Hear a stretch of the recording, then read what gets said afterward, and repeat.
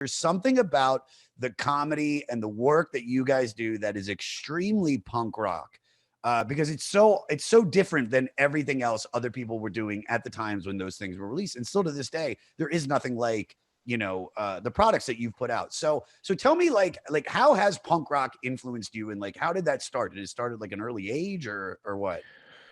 I got into punk probably my sophomore year of high school, maybe junior year of high school. And up until that point, I'd pretty much just been listening to kind of whatever was on the radio, kind of top 40 popular music. What's that? So wait, what's that? So like how that, you know? so that that would have been the mid 80s. So like Duran, Michael Jackson, Madonna, all of that shit. Which I still like. But at the time, I would have denied that I liked it. And then oddly, there was no place to really discover music. Like you couldn't, there was no way to do that. Like there was a record store at the mall, but they didn't really have anything interesting. But I had a subscription to Rolling Stone magazine, and then once in a while, Rolling Stone would kind of review something that I didn't understand. I didn't know what it was. And the first time I remember that happening was they reviewed a Philip Glass album. And I went out and got that. And I was like, I don't know what this is, but I don't like it. And then they reviewed Husker Du's Candy Apple Gray, which was their major label release. And I was like, this sounds interesting. And I got it. And then that album opens with basically just Static. And I had it on cassette. So I thought the cassette was broken. Yeah. It opens with like just this sound. And then it goes into and I kept listening to that and realizing that it took me a while to understand that they were doing that on purpose. Yeah. And it was sort of when that dawned on me that you could just like sort of make noise on purpose and then do this sort of really fast, hard sound and sort of screaming vocals. That kind of opened my mind a little bit. So this is your first introduction, in a sense, to punk rock. You haven't heard Sex Pistols before that. You've never heard Minor Threat. Wow. Nothing. Wow. And then within like, I don't know, 6 months, I was starting a punk band with my high school friends. What were you playing? What were you on? Let me guess. Fuck. You're not bass. Are you bass? Bass. No, Come all on. right. I'm sorry. Jesus. What am I, a schnook? Bass. I mean, come on. Duff McKagan's a great bass player. The dude, He's Kurt Novoselic. Novoselic. If there's a schnook in Nirvana, it's Novoselic. Do you remember when he threw the bass up and it nailed him in the head? Like, I mean, that's a schnook move if I ever saw one. Dave Grohl's not doing that because he's on the drums. He was on the drums. Sorry, let me guess. Your vocals. Your vocals. Of course, I'm you vocals. Are. Yeah, you're a star. That's why. I know. Yeah, I would have played an instrument. I didn't know how to play an instrument, so I was vocals. So that's when I really sort of got deeper into my punk rock education, and that's when I was listening to college radio late at night and going to the Princeton Record Exchange in New Jersey and digging through all their shit and just looking for weird shit. And that's where I found Black Flag for the first time. Was almost certainly at the Princeton Record Exchange.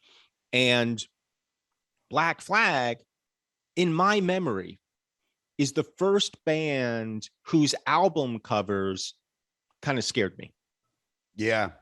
I was like, this shit is scary. Yeah. There's like a nun and a knife hiding. There's like some dude hiding behind a leg. It's just like, and it was very stark and sort of two-dimensional. The logo scared me, just the four vertical lines. Yeah. I was like, this shit is too much for me. I hadn't even heard it. I was like, this shit's too much. just like black stripes. You're like, there's something I feel very triggered by this. I don't know what it is. They might be anti-Semitic. Yeah, who knows what it is? That's the thing about that logo, is that if you just see that and you see that on people's arms, you're like, this is a Nazi. Is this the Is this Oh no, the this the guy yeah, did time. If you see yeah, that, you're like, oh no, this guy spent some time upstate. yeah. You're like, it's very intimidating without context. The name itself is scary. It's a brilliant name for a band. Black Flag. Holy Yeah. shit. Yeah. Oh, I mean, that's the one of the most iconic, so simple. Find out Mhm. also, Adam, find out who created that. I think it was Henry Rollins that might have done that. Maybe I'm wrong. I have no fucking idea. I know it wasn't.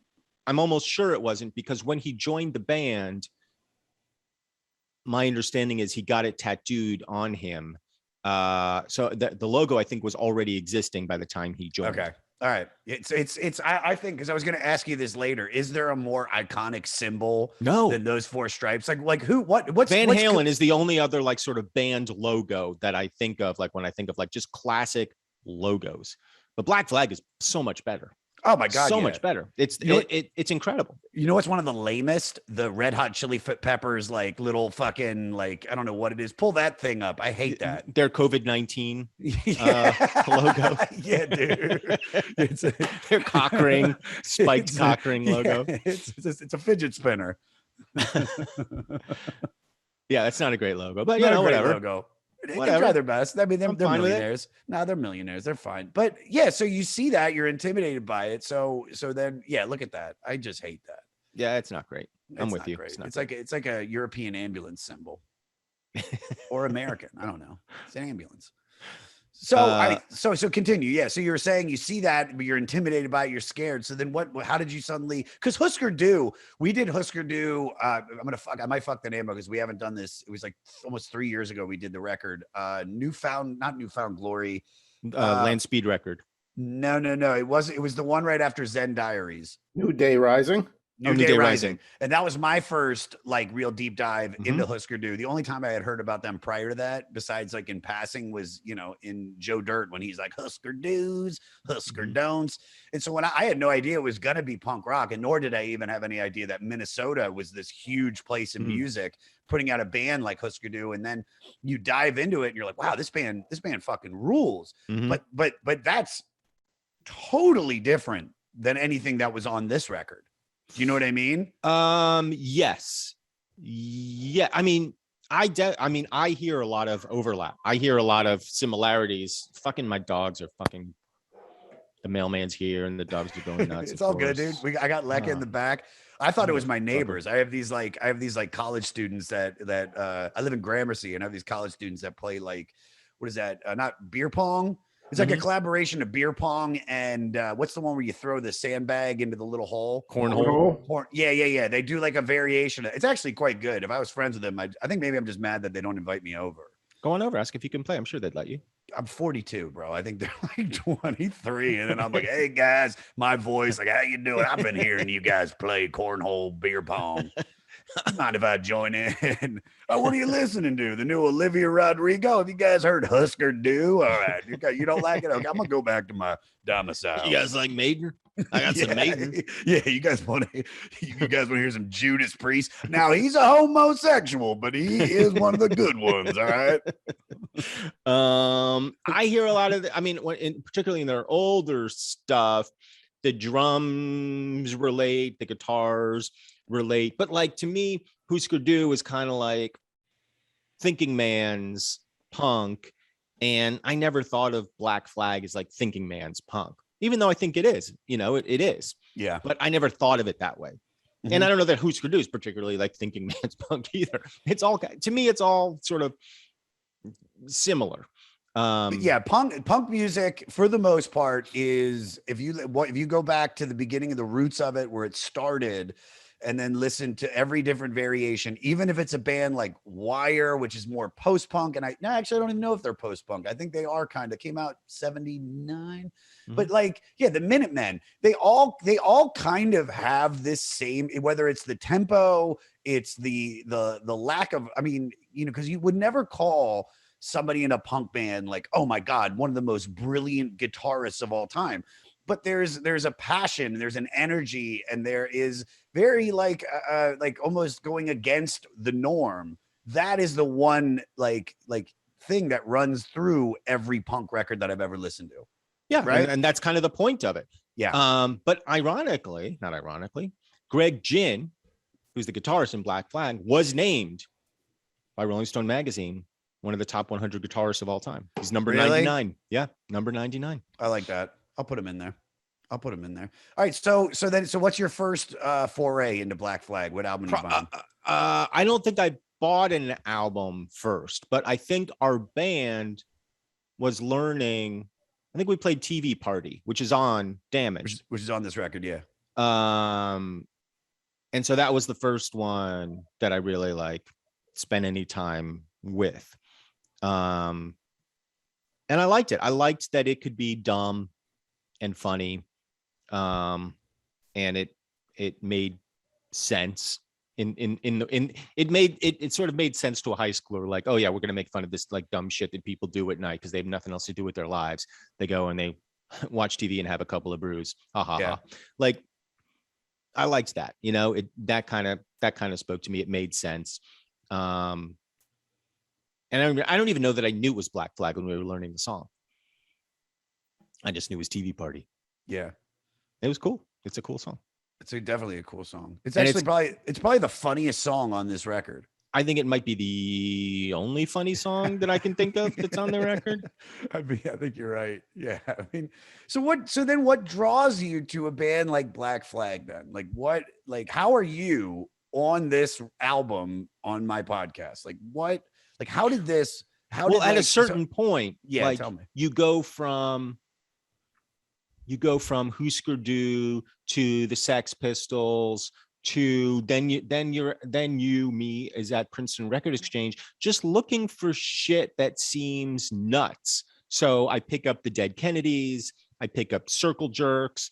And once you're sort of in that world of like hardcore punk rock, like you can't avoid Black Flag. Like at some point you're going to listen to Black Flag. Yeah. You just have to, because they're, I don't know if they're the first, but they're certainly among the first. And I think, they're sort of known as the godfathers of hardcore punk music because they were kind of blazing this trail that these other bands were more or less following. So, you have to, you just sort of have to know who Black Flag is and get to know it. All right, well, here, let's find out about Black Flag then, because I really don't know much about them. I honestly, for a long time, thought they were from DC because I grew up in the Washington, DC area. So I can tell you the DC connection because there is one. Well, with Ian, right?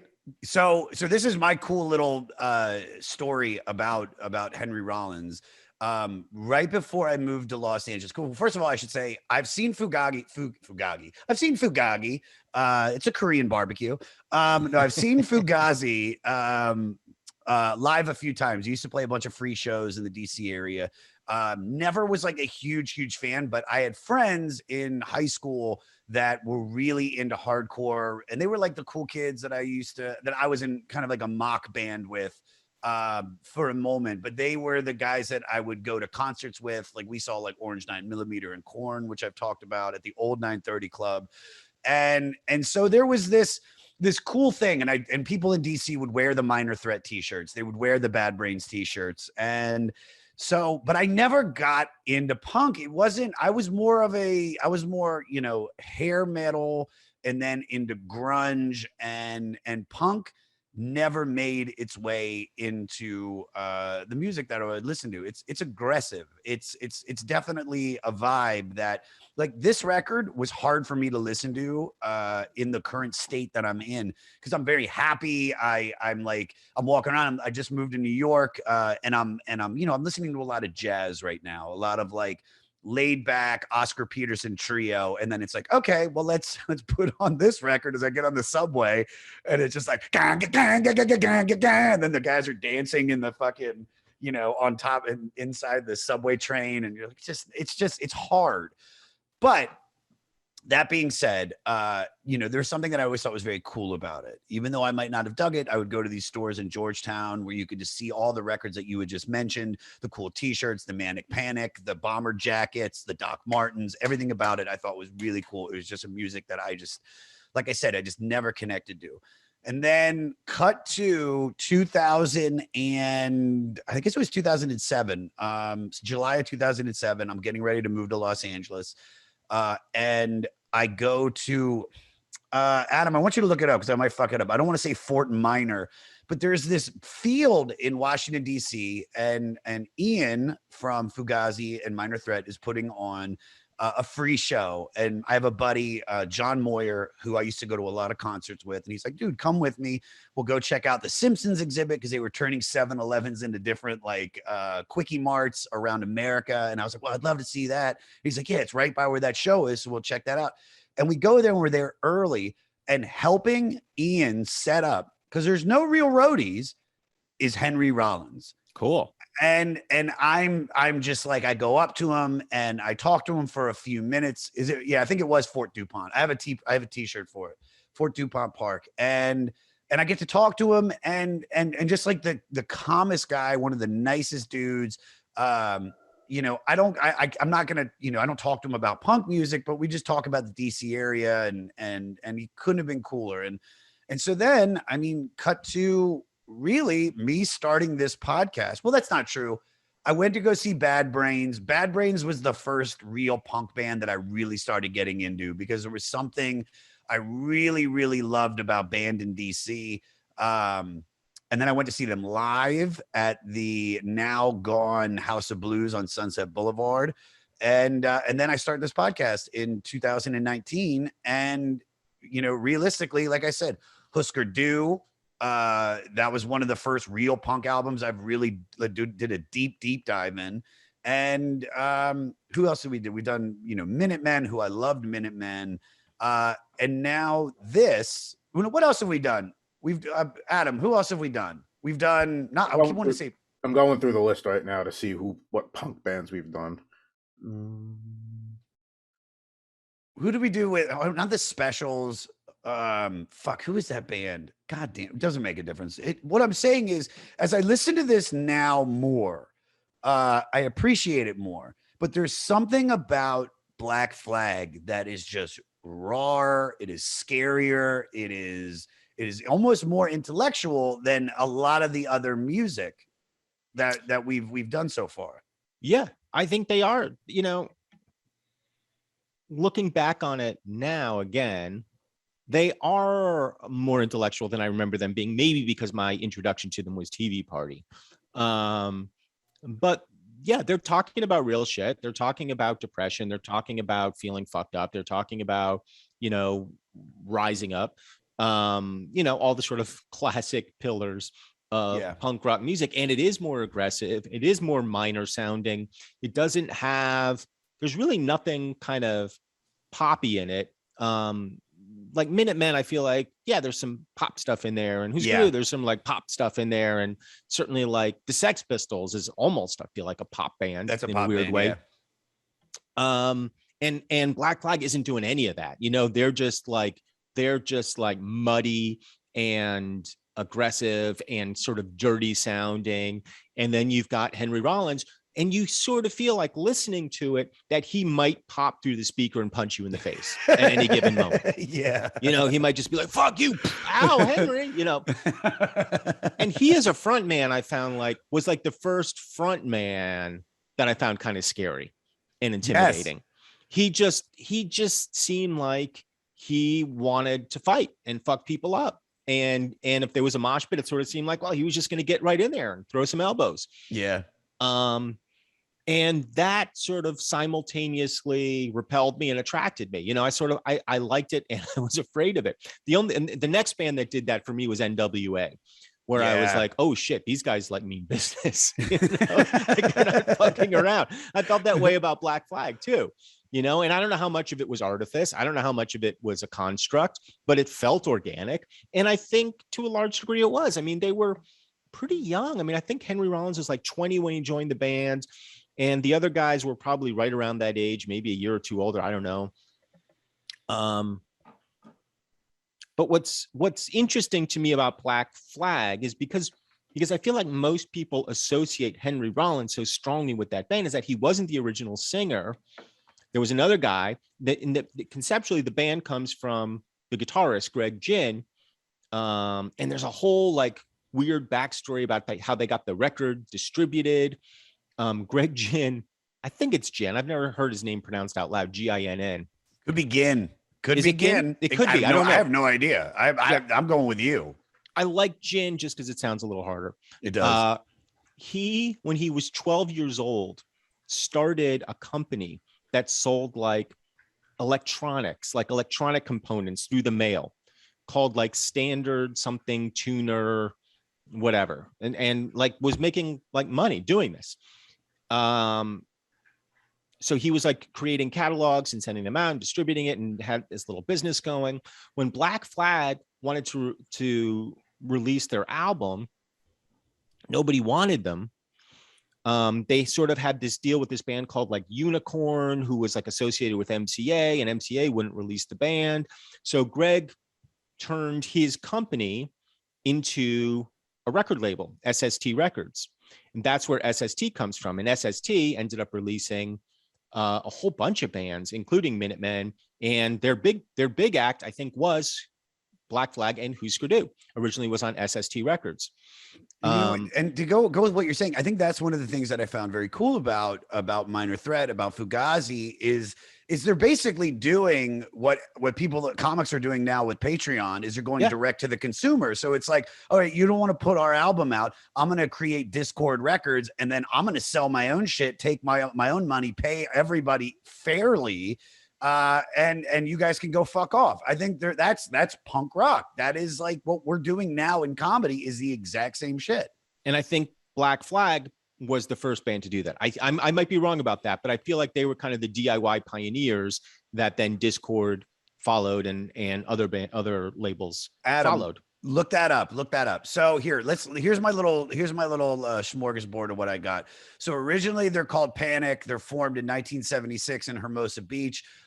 Greg Ginn formed a band with the band's first vocalist, Keith Morris, who later went on to form the Circle Jerks.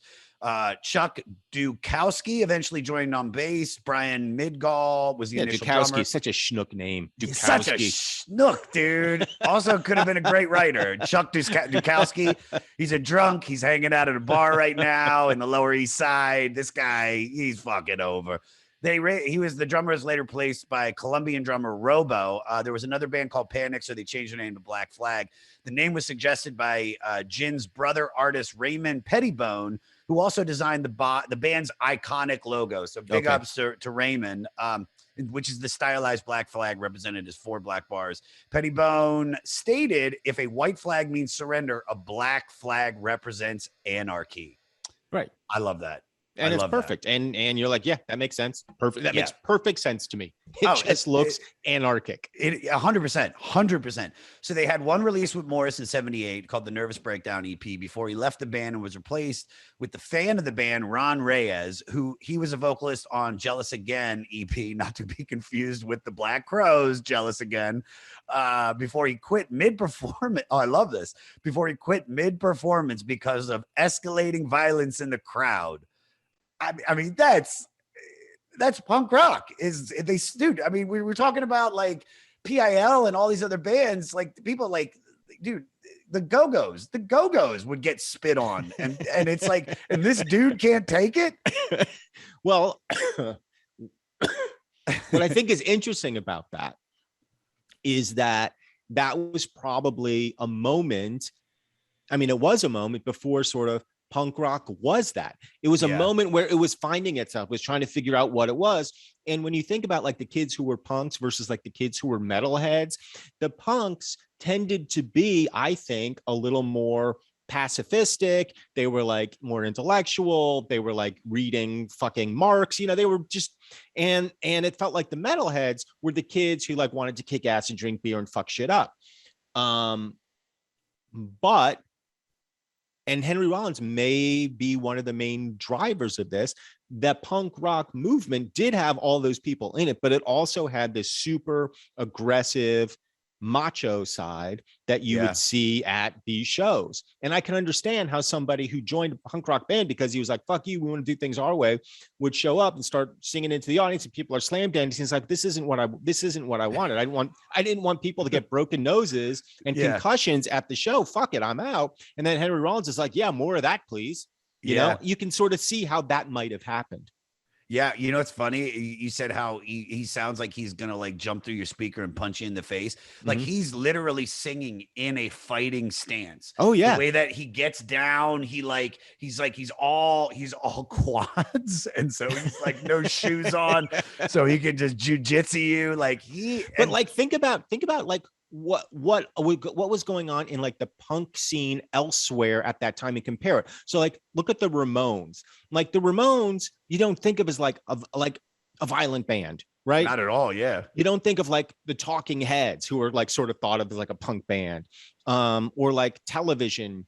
You know, these are like sort of arty New York, um, you know, we're gonna put on weird clothes and do our weird music at CBGB kind of bands, yeah, and then fucking hardcore erupts in DC and LA, and the whole vibe of it changes. So like in 77, 78, like all of that was still kind of being formed, and yeah. nobody really knew what was what. Yeah, yeah. I mean, well, DC is a fucking rough place. That's a Mhm. rough town. So Minor Threat works. Yeah. Fugazi works. Bad Brains works. That level of violence. I mean, this is a town where you have a really disproportionate community from the wealthy and the poor. The middle class. I don't know in the 70s what it was like, but if it's like how I grew up, I mean, I grew up in Montgomery County where it's like, right outside of DC, and you have the richest of the rich and the poorest of the poor, literally in the same county.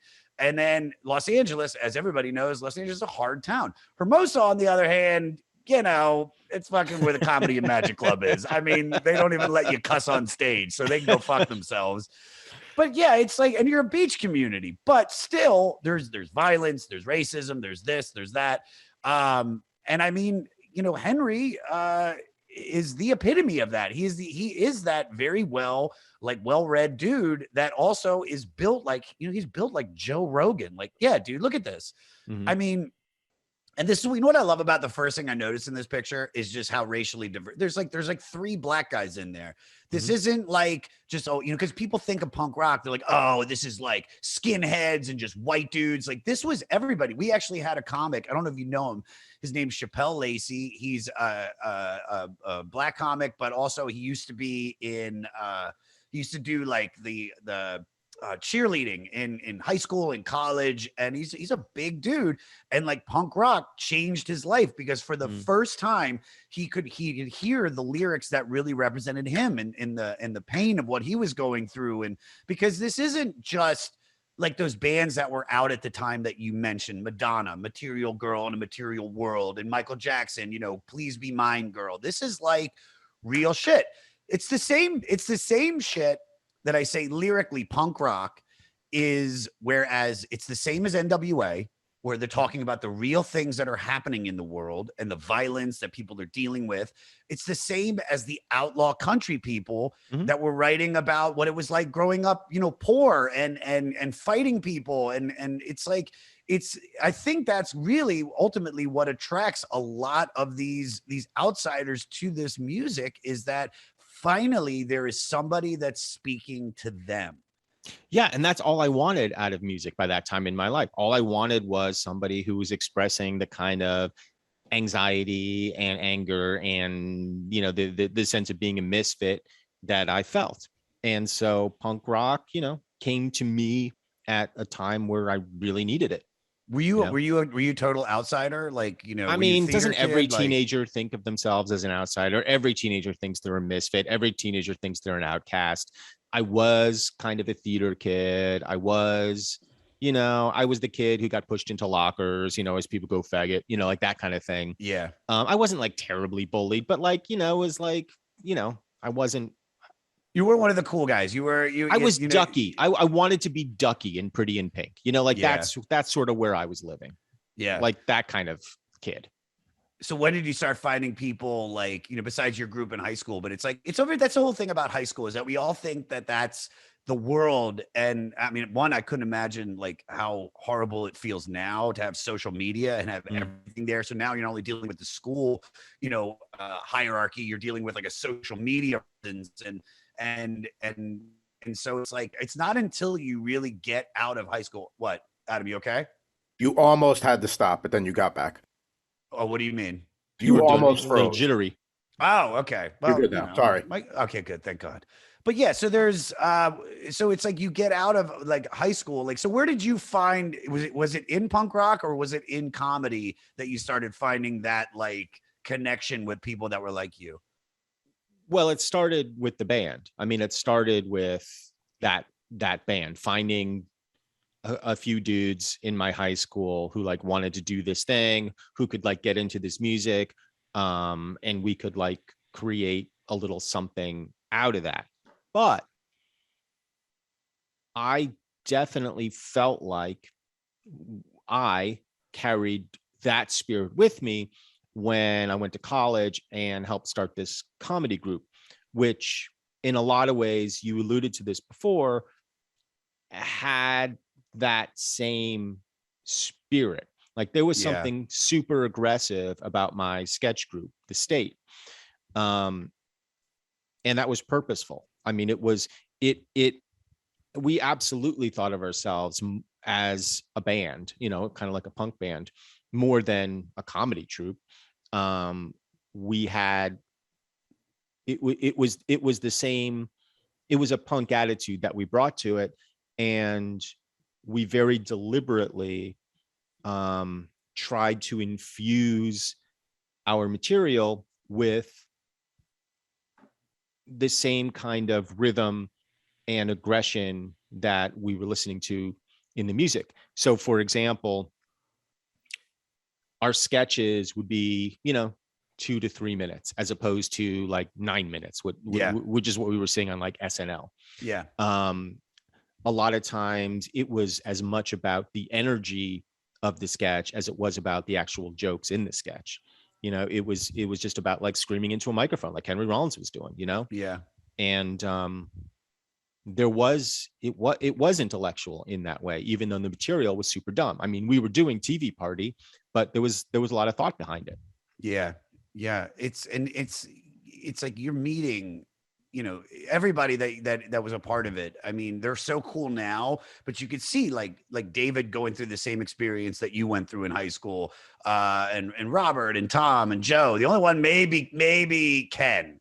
Maybe Ken was a cool guy. Like he's kind I of think Ken Marino, I think, was a cool guy in high school. Yeah. I think he probably was. So like when you found them, did you guys all connect over punk rock, or is there like No, like no, not at all. We connected over comedy, but as the group found its voice, and you know, we were simultaneously hanging out all the time and you know, doing everything together, like that ethos was absolutely the same ethos as I had in my band.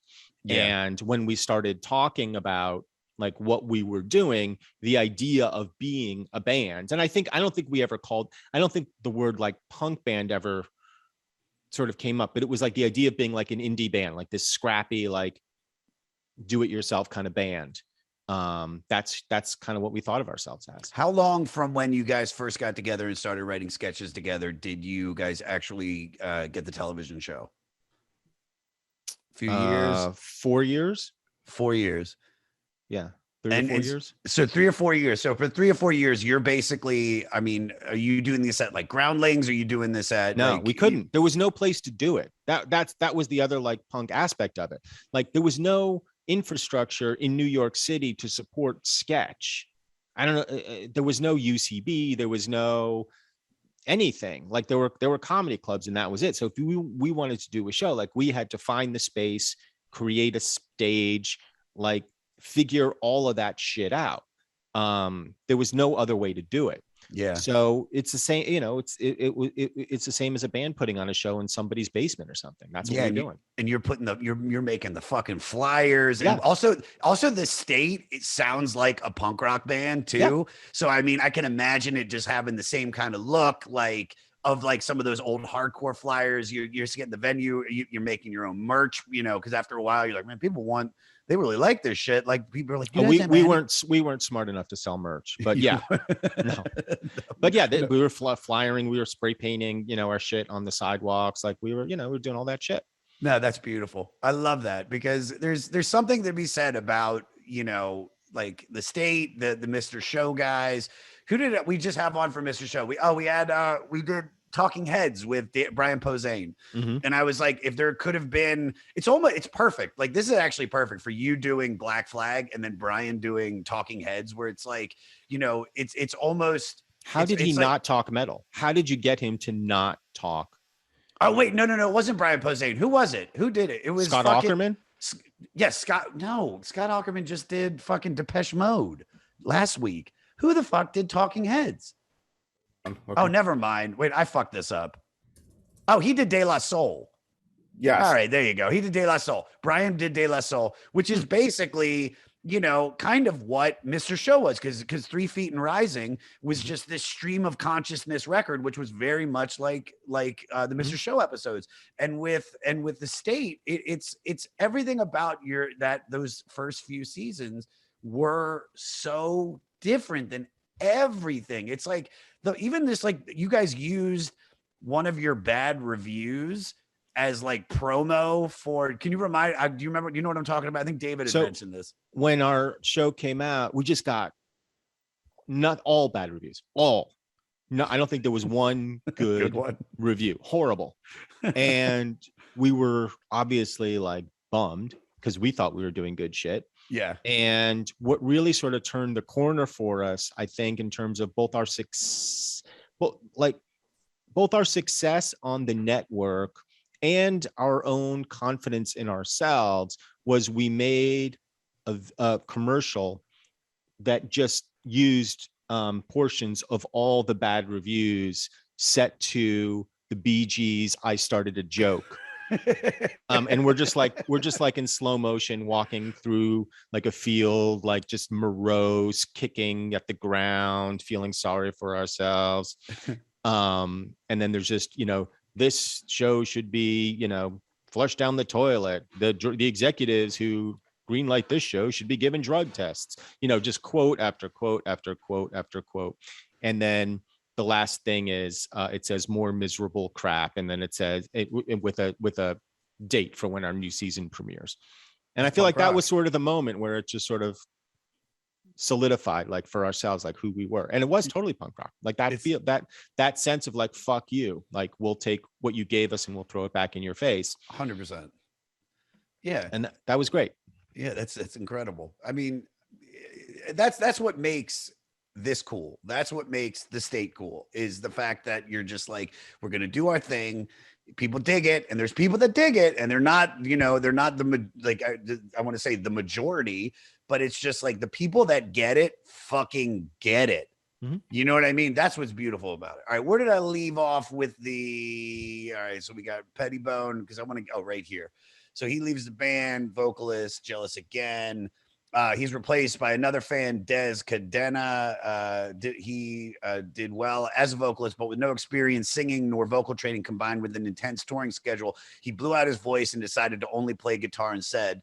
Then, here we go, DC native Henry Rollins, aka Henry Garfield, fronted the band State of Alert, and the two bands had formed a relationship. And at an impromptu show at A7 in New York City, Rollins had asked the band to perform Clocked In. The band offered to let him sing. Since vocalist Des was switching to guitar, the band then invited Rollins to audition. Impressed by his stage demeanor, like we talked about, they asked him to become their permanent vocalist.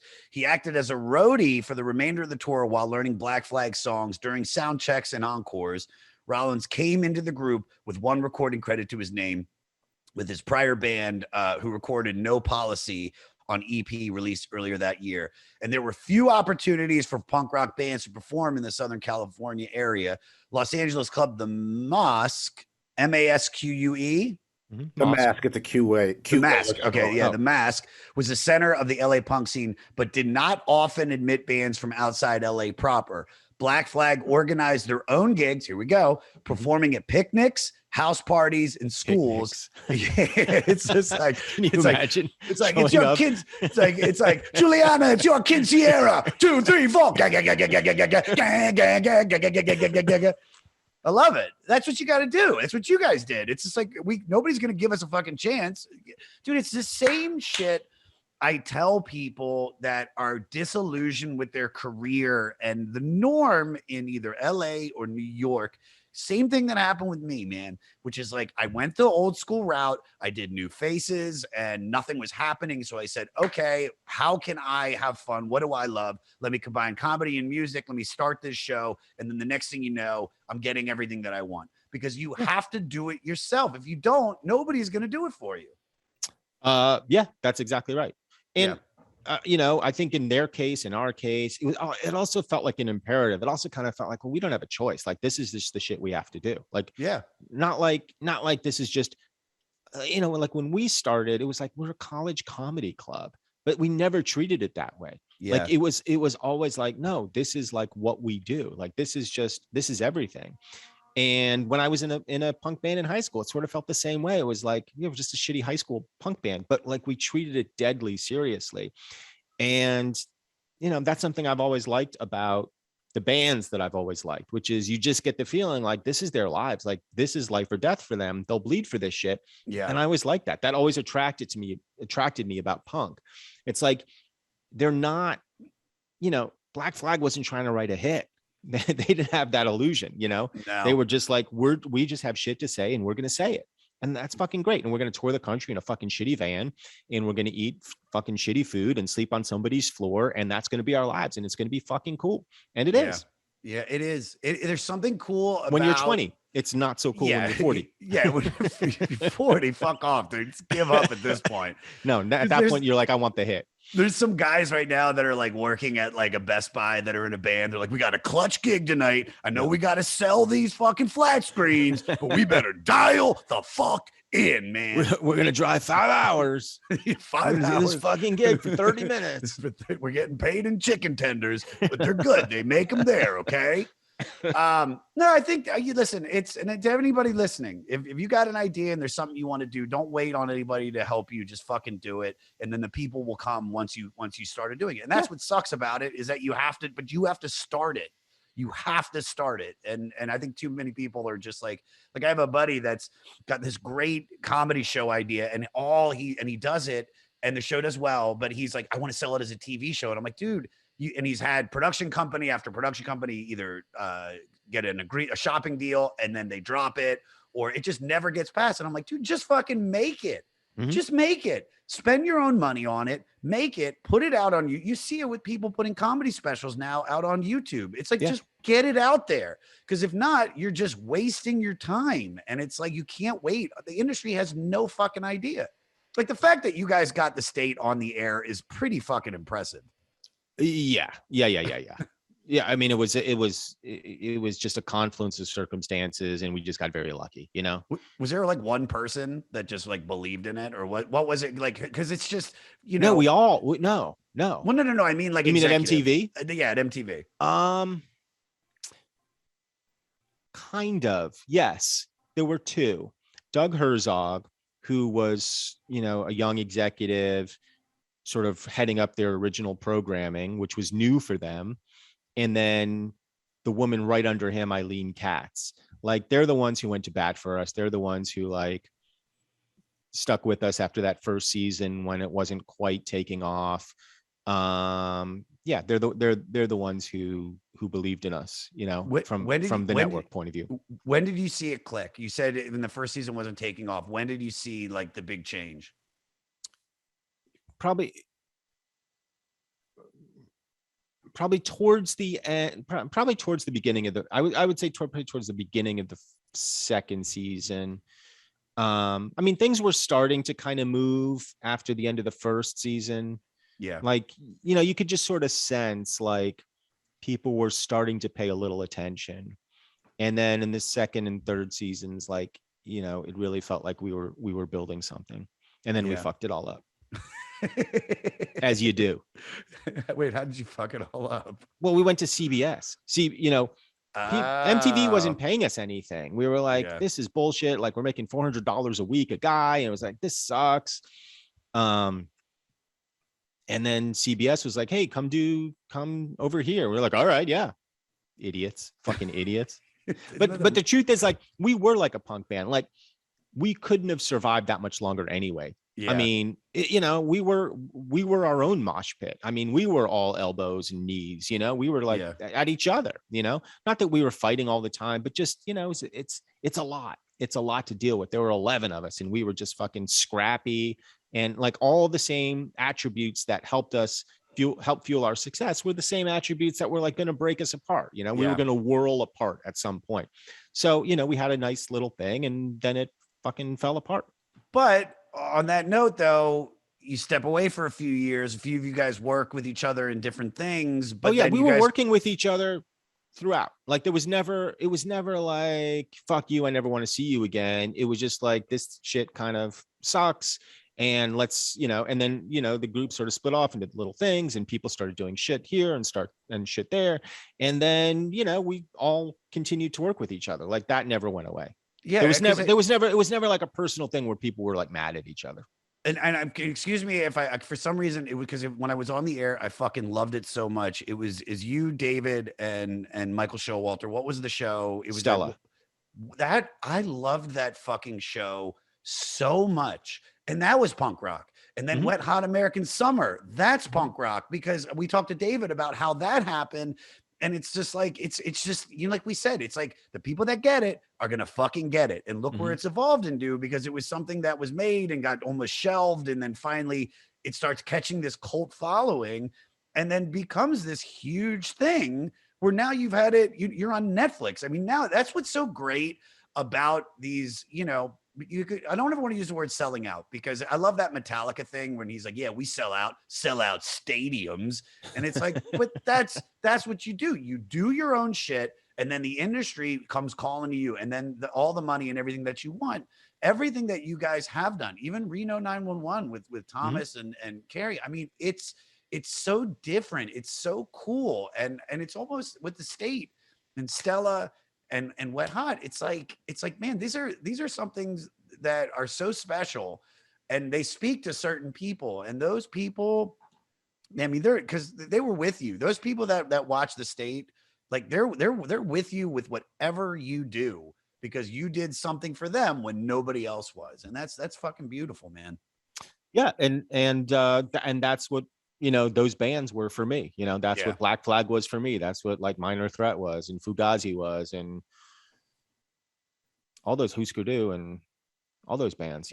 That's what that shit was for me. It was like, that's what I needed when I needed it. Yeah. And so that will always be meaningful to me. Yeah. Yeah. I mean, yeah, that's that stuff. It feels formative. It feels like, when people say that, I am who I am because of whatever, that's what that means. It's like, I needed something at a certain point in my life, and you're the one who gave it to me. Yeah. And that's Henry Rollins is a weird messenger. Like Henry, he's like a weird messenger for me in particular, but it's like, all right, dude, thanks. I appreciate it. I mean, but he's not much of a singer. Like that's the, no. He's not much of a singer, but the passion that he's putting into it, I mean, that shows people.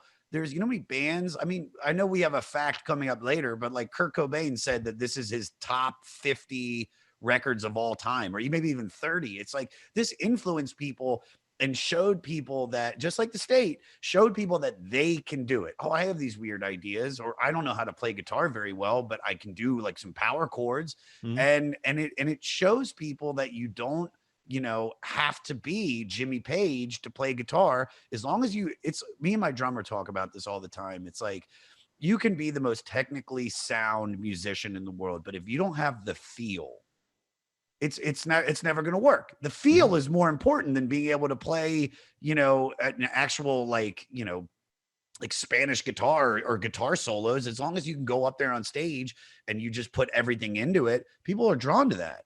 And I think that, and so not for this, not if you're giving a flamenco concert. Of course, if you're doing that, you better know Spanish guitar. Okay. All right. Jaco Pastorius or whoever. All right. So like here, a little doodad about this record. So this is the debut album with Henry Rollins' version of the band. He only joined weeks before recording it. It came out December 5th, 1981, and was recorded the October prior in West Hollywood. The band lived in another part of the building that housed the Unicorn Studios. Adam, do me a favor, find out where Unicorn Studios was in West Hollywood. I'm just curious what it is now. With The Rollin- opening track, I will say, is one of the great songs. Yes, it's in my opinion, I think it's one of the best songs on the record. And you said something about how this not being like pop. There's a couple tracks on here that have moments. What was the one that like Damage 2? Mhm. Is kind of, there's moments in it that are kind of poppy. Yeah. I know that's poppy for punk. Poppy for punk. Yeah. Which sounds like a grandpa's that support punk rock music. Poppies for punk. But when you compare it to other stuff that was going on, like there's very little effort in terms of like melody, but there's like not much. rhythmic shit, like and gimme, Yeah. give me some more, like that, that's catchy, TV Very. Party, catchy, Rise Against, catchy, like there's some catchy shit on there. Yes. But it's not melodic in any way. Not at all. But and that's what's so cool about punk music is that like it's fucking, like you said, like Sex Pistols, it's pop, dude. It is pop. All right, where's 7501 Santa Monica Boulevard? Can you pull the map up for me? Because I would love to see what this is now. It's probably because where the I don't know if you know this, but It's probably a Target. Yeah, well, the fucking the studio that the Doors recorded "L.A. Woman" is now a Shake Shack. Sure, why not? It's like it's just heartbreaking. But burgers are phenomenal, but there's all right. Where is it? Where is that? Hold on, get rid of the escape. Hold on, what is that? Go. Oh wait, is that Santa Monica Bowl? Oh, I know where that is. The Bees and Nails. That's where I get my nails done. I think that's right by my. Can you go around like and swoop just a little bit? Oh, Gardner. Oh yeah. The is that the Astro Burger? Yeah, I know exactly where that is. Mhm. Fuck yeah, dude! I'll be there on Sunday, dude. I'm gonna stop by and pay homage. All right, get out of that. Get me back to my thing. Get a pedicure and pay homage. I'm gonna get my nails done with little black flag stripes on my nails. Don't think I won't do it. I'm doing That's it. actually a pretty cool idea, actually. Dude, then I'm getting it done. I'm tagging you in it on my Instagram stories. Get ready, dude.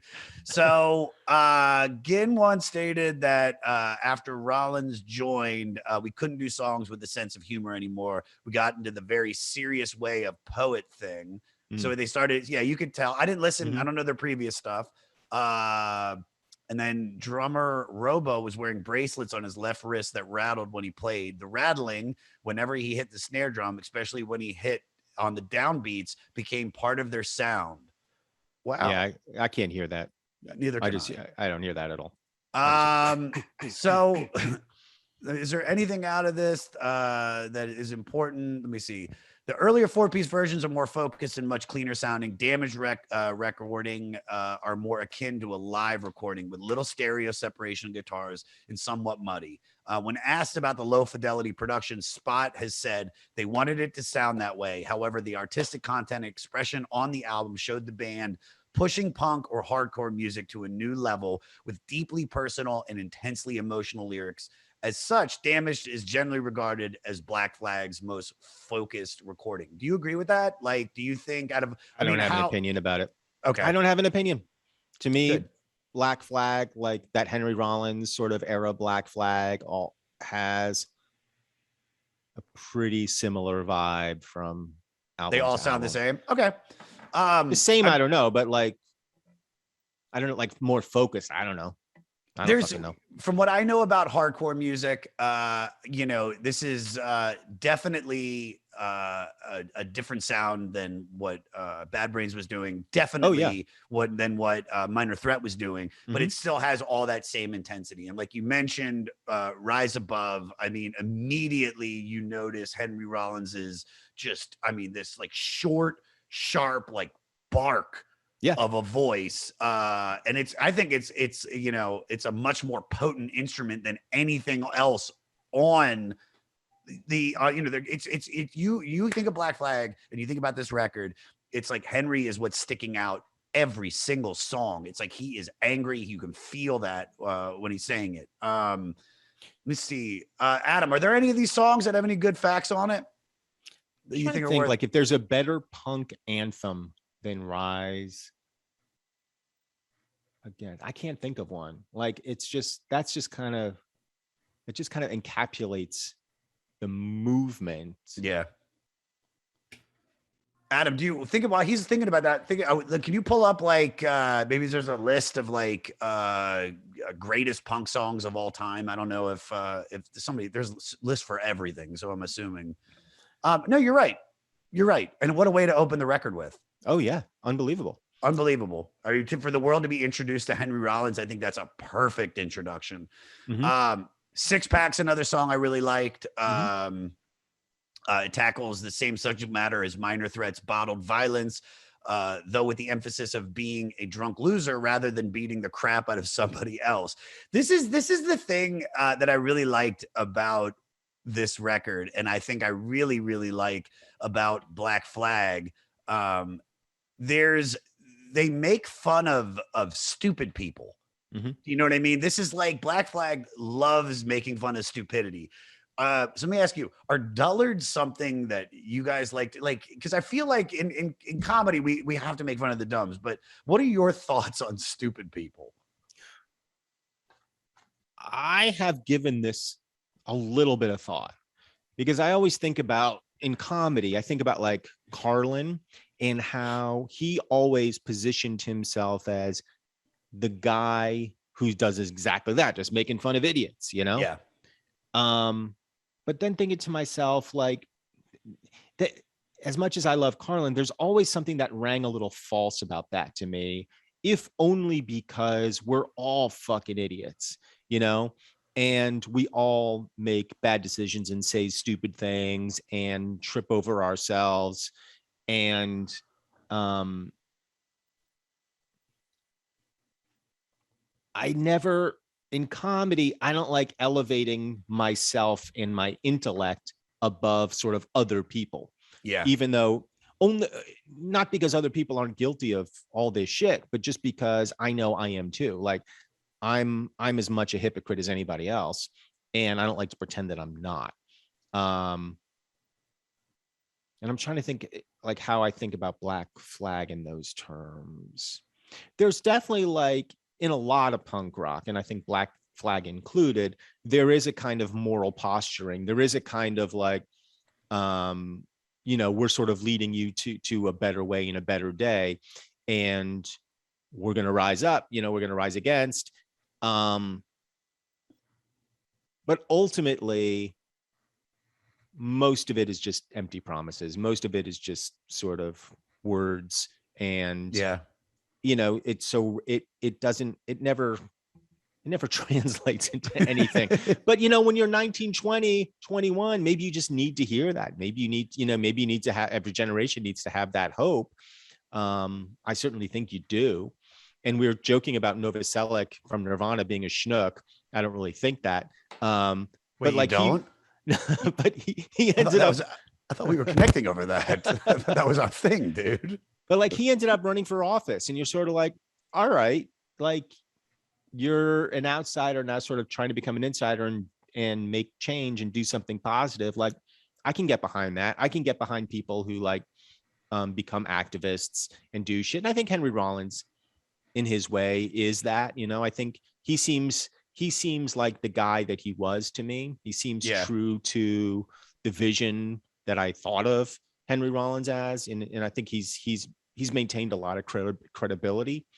Um, Whereas like Greg Ginn, the guitarist, ended up, and look, I don't know what's true, what's not true, but ended up like getting like investigated for like child abuse and like endangering his kids and like all this shit, and like I think sort of became a sort of like drunken mess. yeah, Um, you know, but that's I mean, maybe that's the other side of rock and roll life too. It's like you try something and then we all end up being a mess in one way or another.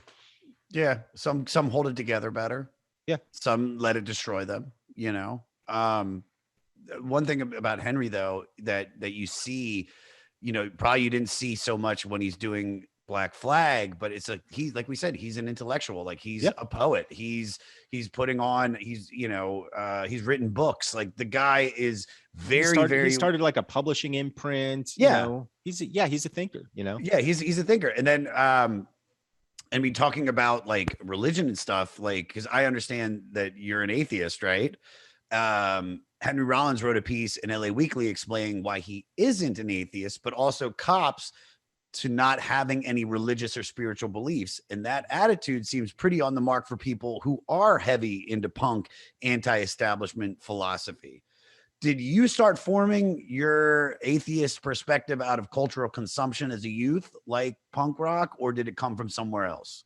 Well, I was raised without religion, so I guess I was sort of brought up more or less in a atheist / agnostic household. Now, I don't even know that I feel comfortable calling myself an atheist. Not because I think I don't think it's as simple as that. Yeah. I don't think it's as simple as saying I believe in God or I don't believe in God. I think there's a lot of questions and not a lot of very good answers. And if atheism in a way proclaims an answer, even if it's the negation, even if its answer is a negation of an answer. It still kind of has an answer. I think the world is more complex than that. And I've come to believe that there's, there's that quote about quantum mechanics. Basically, if you think you know what quantum mechanics is, you are basically revealing that you don't know anything about quantum mechanics. It's something like that. Yeah. I'm starting to feel that way about the universe as a whole. Yeah. Which is that it just seems like every time we answer a question, it just pops 10,000 more questions up. Yeah. And that's indicative to me. There's a hubris that goes into saying, I don't think there's a higher consciousness.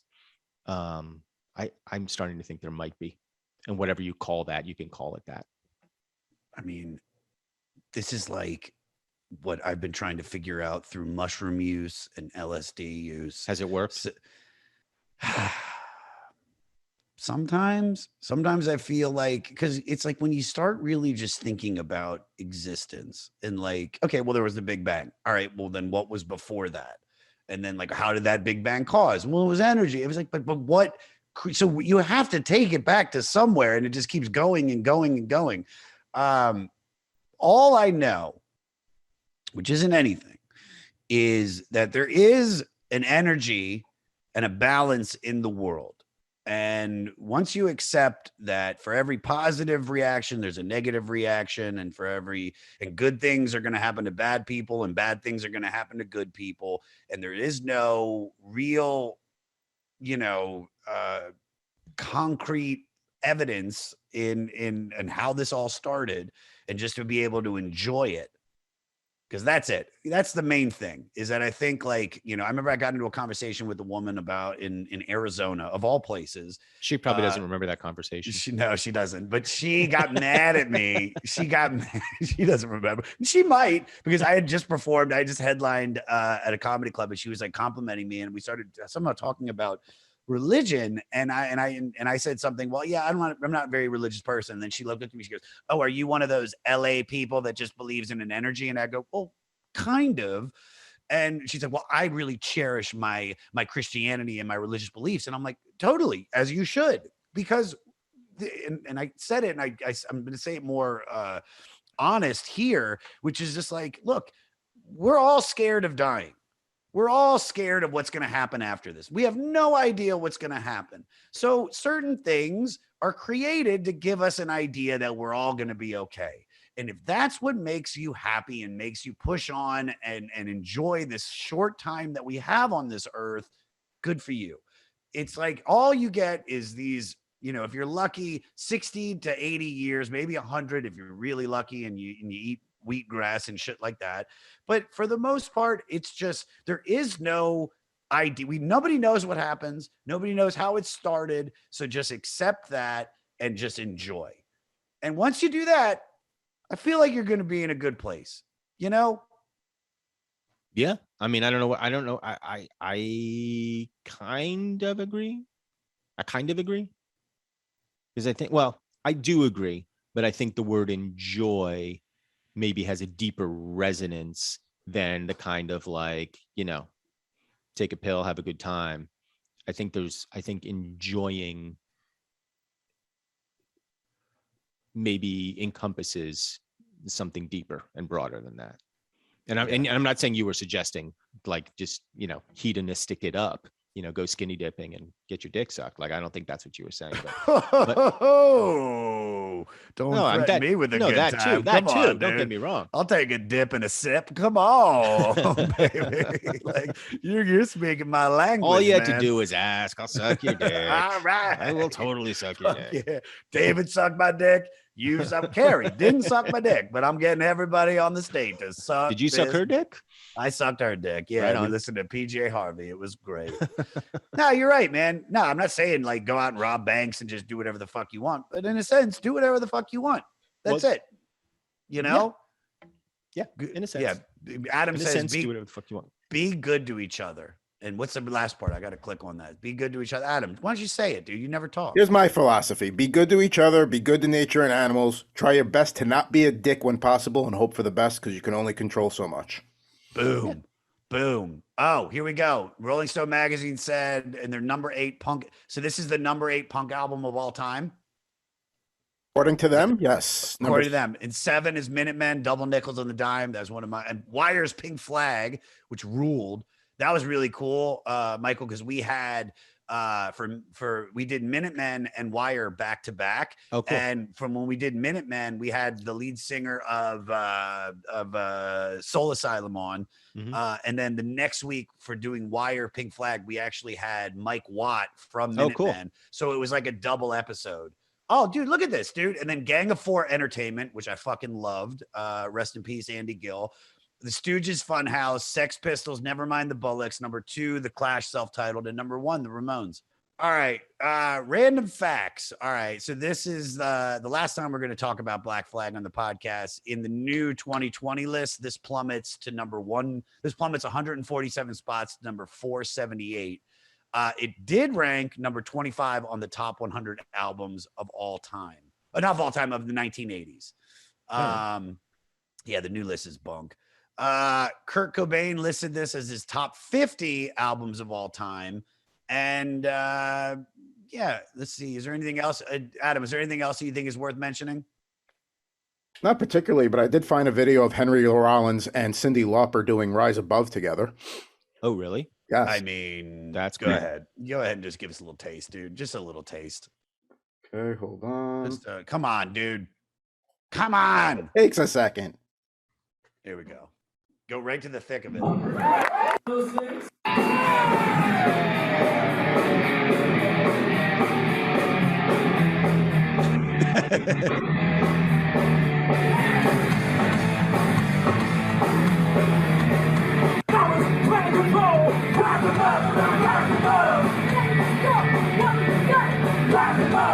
I mean, yeah, kill it, dude. I mean, it's punk rock except for the dude right there with the keytar.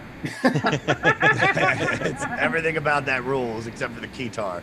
All right, some nice album reviews. Reviewing for the Village Voice in '82, Robert Christgau gave this a positive review. Although the B-side drags more painfully than I bet was intended, this is powerful stuff. Greg Ginn is the greatest noise guitarist since Johnny Thunders from the New York Dolls, and new vocalist Henry Rollins can snarl along any tortured contour they serve up. And Rise Above, Six Pack, and the uproarious TV Party prove they can write songs as well as gnash fragments. Yeah, and then any bad ones? What do we got? Is there a good bad one? Yeah, that one's pretty solid. Which one? The MCA? The first one. Consisting of mostly undigested lumps of bile spat out with a caustic vehemence. The word uncompromising might well have been designed with LA Punk combo Black Flag in mind. There's an almost autistic single-mindedness about the album's monochromatic howl, consisting of short, sharp shock songs taken at a frenzied pace. The stripped-back garage sounds is topped by the splenetic baying of vocalist Henry Rollins.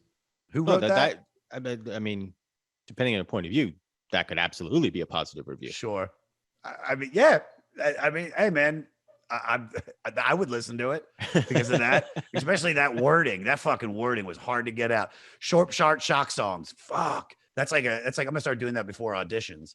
Short, Short, shock songs. Short, shock songs. You can't No, do it's hard it. to say. Short, sharp. Hard to say. Short, All sharp, right. shock. All right, rapid questions, and you're out of here. All right. Yep. Favorite song on the record. Rise Above. Nice. Least favorite song on the record. I'd have to look at the album tracks. I do agree that like towards the end, you're like, all right, that's kind of enough. Yeah. Yeah, I don't know. Like,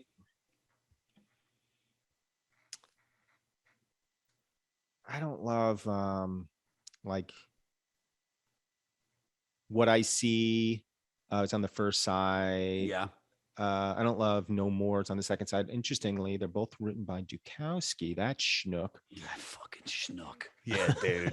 That bass player, dude. That bass play, that BPE, bass player energy. I don't hate any of it. It's just that I do think they could have cut a few songs from this album. Yes. It's still a short album. I mean, the whole thing's 35 minutes, but it could easily be 30 minutes and it would be great. 100%. What song on this record, and I ask everybody this, would you fuck to? Gimme, gimme, gimme. Nice, dude. Gimme, gimme, gimme. Give me me some some more. more. Gimme, Uh, gimme, gimme. I and- need some more. And then final question, why do you think, well, this is kind of a loaded question. Like, do you think this deserves to be on the 500 greatest albums list of all time? And why do you think people in this younger generation, not millennials, what's after that? Z's, the Z- Zoomers. Why do you think they should listen to this?